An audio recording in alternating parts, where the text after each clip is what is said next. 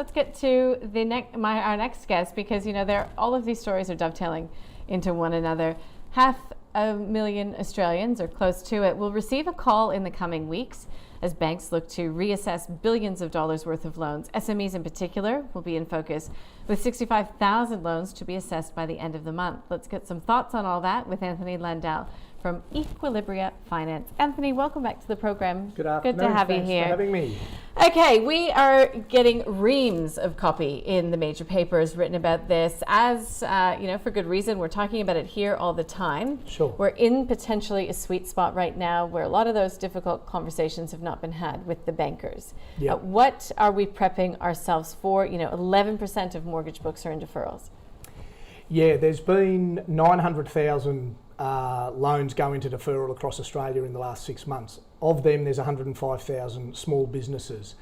And as you indicated in your introduction, about 450,000 of those are going to get a call in the next month or so to look at structurally where they're up to.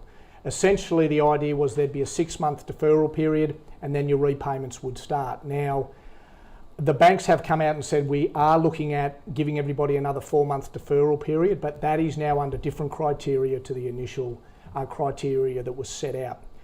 Essentially, banks want to help their borrowers, so they will consider... And they've been given leeway, in fairness, by regulators, and they've been given support to do that as well. They have. So they're not doing it necessarily out of the pure goodness of their heart. No, they're not, correct.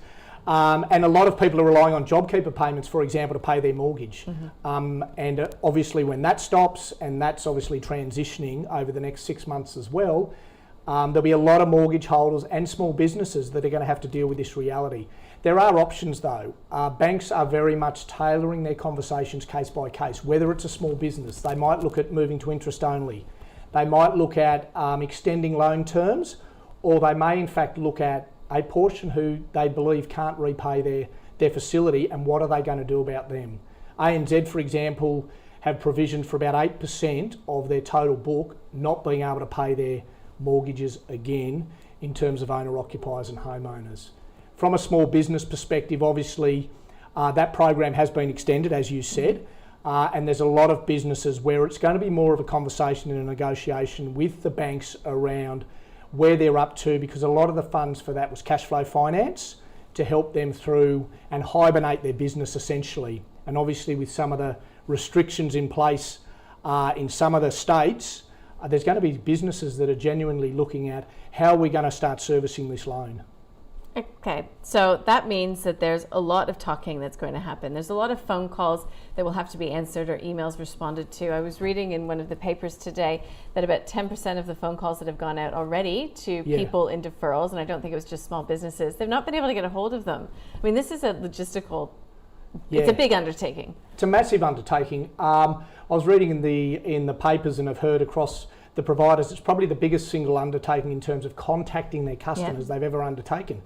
We're talking about them contacting 450,000 mortgage holders who have got deferred repayments over the next 6 to 8 weeks. Now that's a massive undertaking, and having individually tailored conversations around where are they up to, what's their ability to repay, are you able to start making repayments of any sort, and then transitioning them ultimately back to full repayments.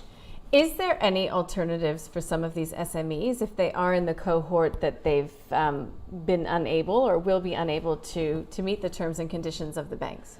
There are. The banks are open to, essentially the way those loans worked, where they were 3-year short-term loans with the repayments deferred for 6 months. Banks now have the options of starting interest-only repayments, deferring the loan terms for an extended time, again another 4 to 6 months, or in fact extending the loan term, which in a sense, the impact of that is to decrease or amortise their repayments to lower amounts. So with small businesses, it is very much industry by industry, as well as business by business and their ability to repay. But again, these are government guaranteed loans. So there are going to be loans that small businesses just are unable to pay. We were just speaking with Roger Montgomery from Montgomery Investments, and he was saying, that out there, even when it comes to people looking to access funds for new purchases or for owner-occupier homes, that they're not being able to borrow at the same capacity as they were previously. So if you used to be able to borrow, 2.53 million, you're now down around the $1.5 million mark. Is that true? Is that what you're seeing evidenced in your own business? Yeah, that is our experience. Again, it is case by case, but there's been a lot of changes in policy and how they're going about assessing serviceability of individual borrowers, particularly for small business owners. The forensics and the need to demonstrate your ongoing cash flow through the COVID period. Instead of just assessing 2 years' financials historically, they're now looking at cash flow up until essentially this point in time. They're looking at recent BAS. Some of them are asking for provisional 2020 financials. So for SME owners, we're finding that either their ability to borrow is impacted or the amount they can borrow is impacted.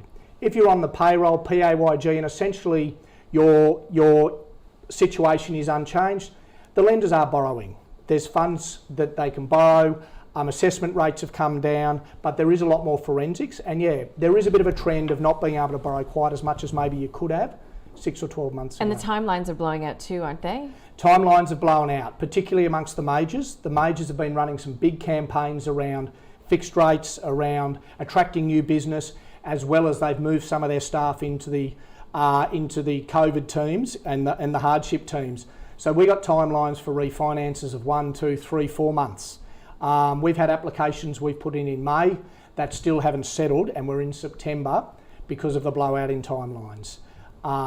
So that is true, and that's mainly amongst the majors, where they're dealing with a lot more of the hardship cases, and they've also got some very low competitive rates where they're attracting businesses with some also incentives to try and get some business across. Yeah, about $2,000 if you go over to a fixed, isn't it, when you're refinancing from some of the majors? There's some incentives from $2,000 to $4,000 amongst a lot of the providers if you refinance across. Just give us, before you have to go, an update on the HomeBuilder scheme progression. What are you seeing in your business? Is there great demand? What we're seeing, there's a lot of demand for HomeBuilder. The main issue with HomeBuilder is how it's structured. What we're finding is that a lot of the providers won't use HomeBuilder, the $25,000 grant, as funds to complete. What I mean by that is they're not allowing the customer to build that into their ultimate funding because the provider's not in control of the eligibility and ultimately in control of the funds.